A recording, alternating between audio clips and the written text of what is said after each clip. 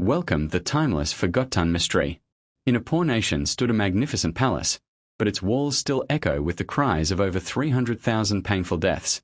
Everywhere you look, you find skulls, blood, and the tools of torture, reminders of endless suffering. These are the very walls where Idi Amin once laid his fourth pregnant wife on a table, brutally cutting her limbs to replace them with others.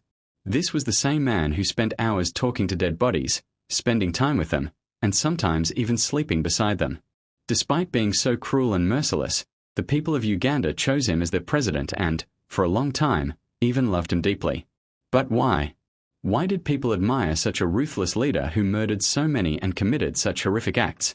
The story of Idi Amin begins between 1924 and 1925 in a small village in northwest Uganda. Back then, Uganda, like many nations, was under the violent grip of British colonial rule.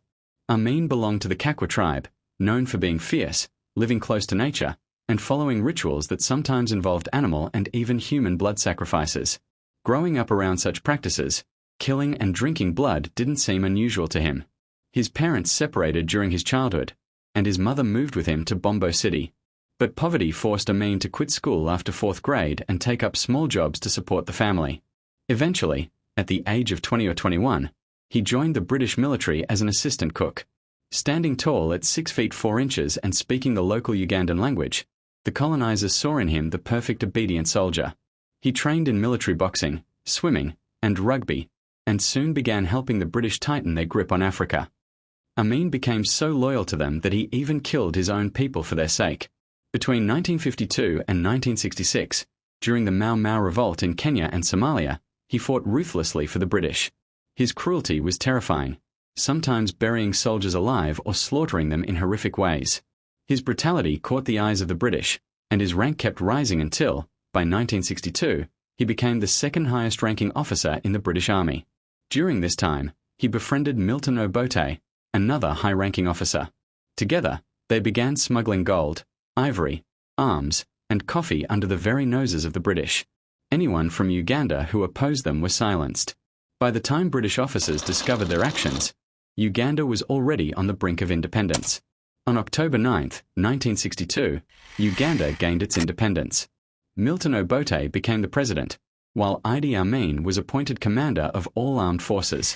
At first, they were friends, but power and greed soon tore them apart. Their rivalry grew, and eventually, Obote demoted Amain to commander of just the army, stripping him of much influence. Furious, Amain began plotting his rise to ultimate power. Instead of rushing, he worked patiently. He mingled with the people, danced with them, solved their problems, and built immense popularity. Finally, on January 25, 1971, while Obote was away in Singapore attending the Commonwealth Heads of Government meeting, Amain seized his chance and declared himself president of Uganda. At first, he appeared to be a soldier who cared for his people, and this helped him gain mass support. But soon, his true face was revealed. He banned Obote from returning, created a secret killer squad, and ordered them to eliminate anyone suspected of opposing him. Even entire tribes were massacred on mere suspicion.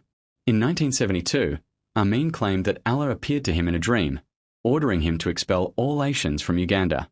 Whether it was real or just a story, the next morning he declared, "I had a dream last night. God instructed me to throw out all Asians from Uganda." Most Asians were Indian traders and businessmen, running 60% of Uganda's economy. Feeling threatened, Amain ordered their expulsion.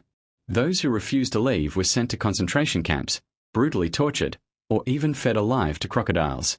It said that more than 4,000 disabled people were also thrown to crocodiles. Over time, the killing spread to everyone, tribes, locals, and Asians alike.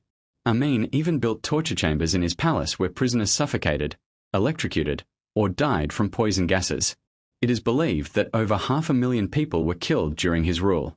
Amain himself often took the corpses of his victims into his room, spending hours with them, and sometimes even sleeping beside them. His fifth wife once secretly entered his room and discovered 2 severed heads in a freezer, along with mutilated human body parts. Gradually, the truth spread. Amain even admitted in an interview that human meat tasted saltier than leopard meat. His personal doctor diagnosed him with hypomania, schizophrenia, and syphilis, but Amain refused to believe it. As his madness grew, Uganda's economy collapsed. Desperate to hold on to power, Amain attacked Tanzania but was defeated. Forced into exile, he fled to Saudi Arabia, where he lived until his death on August 16, 2003, due to kidney failure. This was the story of Idi Amin, Uganda's most brutal dictator. For some, he was a hero, but for most, a cruel monster. What do you think? Was he truly a leader who cared for his people, or was he nothing more than a merciless dictator? Share your thoughts in the comments. And if you learned something new from this video, don't forget to like, subscribe, and hit the bell icon so you never miss an update. Keep learning, keep growing.